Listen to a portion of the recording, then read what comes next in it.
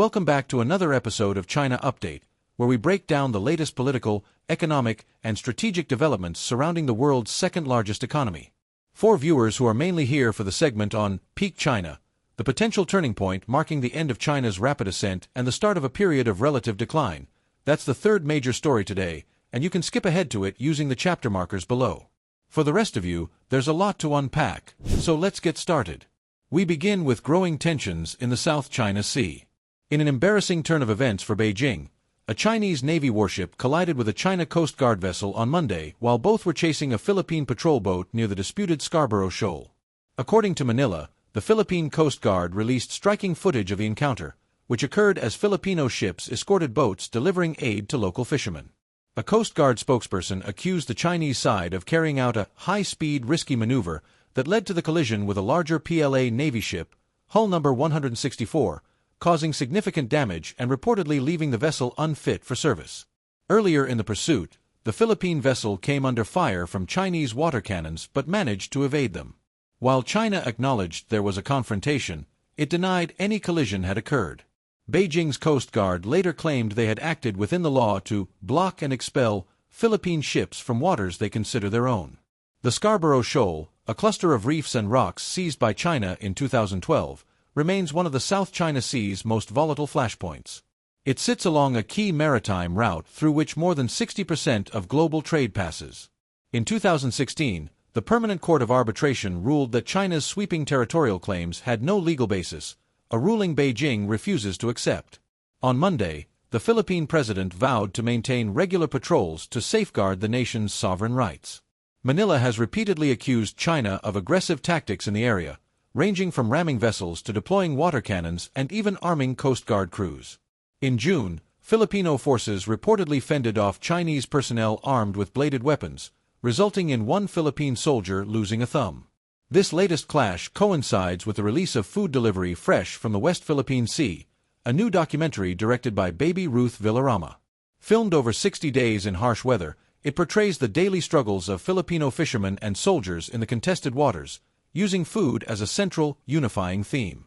While the film has received praise for its craftsmanship, Beijing has condemned it as false propaganda and attempted to have it banned internationally. The incident serves as yet another reminder that tensions in these waters remain volatile, with constant risks of accidents escalating into larger conflicts. Moving to trade news, U.S. President Donald Trump announced on Monday an extension of the tariff truce between Washington and Beijing by another 90 days. This postpones a planned tariff hike on Chinese goods until November 10 and builds on the agreement reached in May, which had lowered U.S. tariffs on Chinese imports to 30% while China cut its levies on American goods to 10% and resumed rare earth magnet exports. China has matched this extension on its side. Without it, U.S. tariffs could have jumped to over 54%, reigniting trade tensions that rattled global markets earlier this year. The announcement was met with optimism in Asian markets, with the MSCI Asia-Pacific Index rising 0.5% and Japan's Nikkei 225 hitting a record high after reopening from a holiday. Still, major disagreements remain unresolved, including U.S. concerns over China's imports of sanctioned Russian and Iranian oil, fentanyl trafficking issues, and restrictions on American companies operating in China. Trump hinted the extension might pave the way for a late October visit to meet Chinese leader Xi Jinping. Agricultural trade is also a key sticking point, with Trump urging Beijing to quadruple purchases of U.S. soybeans, a move he argues would help cut the trade deficit. Although soybean futures in Chicago saw their biggest one-day jump in 4 months, China has yet to secure shipments for the coming season, turning instead to South American suppliers. Rare earth minerals remain a sensitive topic. U.S. Trade Representative Jameson Greer said that shipments of rare earth magnets from China had rebounded in June after plummeting earlier this year due to export controls, but levels are still far below pre-restriction volumes. Meanwhile, American defense companies are finding it increasingly difficult to source these critical materials. Technology trade is also part of the equation, with companies like Nvidia and AMD agreeing to pay a percentage of revenue from certain AI chip sales in China to the U.S. government in exchange for export licenses. Analysts warn that while the truce eases immediate tensions, it doesn't fundamentally change China's weakening trade position as Washington secures deals with other partners. Finally, veteran China watcher George Magnus, a research associate at Oxford University's China Center, has published an article titled "Why Peak China May Finally Have Arrived." He argues that earlier forecasts of China's unstoppable rise ignored deep structural weaknesses, such as an over-centralized political system, dependence on inefficient stimulus, governance flaws, and misallocated capital. While China's GDP soared from $14 trillion in 2008 to three-quarters of the U.S. economy by 2021, its relative position has since declined.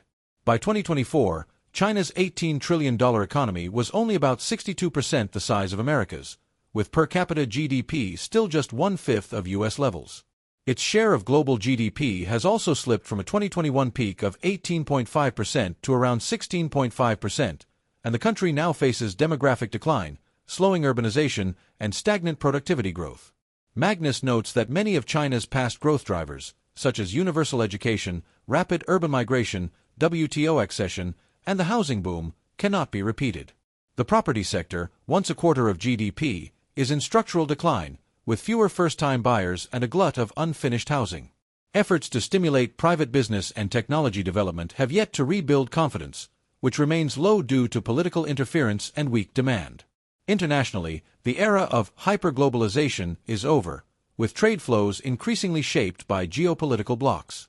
While China still boasts world-class companies like Huawei, BYD, and Alibaba, Magnus warns it could be entering a Japan-style stagnation phase, a period of relative decline despite pockets of technological excellence. And that wraps up today's episode of China Update. I'd love to hear your thoughts on these developments, especially Magnus' argument about peak China.